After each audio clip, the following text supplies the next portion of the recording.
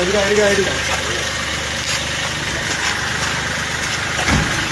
নাম? হ্যাঁ, মসজিদুল আলম। ঘর গোপালনগর। কি লিখিছিলা? মল্লিকা নাই, মোর অ্যাকাউন্টে লিখেছি। কি লিখিছিলে? কি লিখেছে বলে তোমার অ্যাকাউন্টত লিখিছিলে?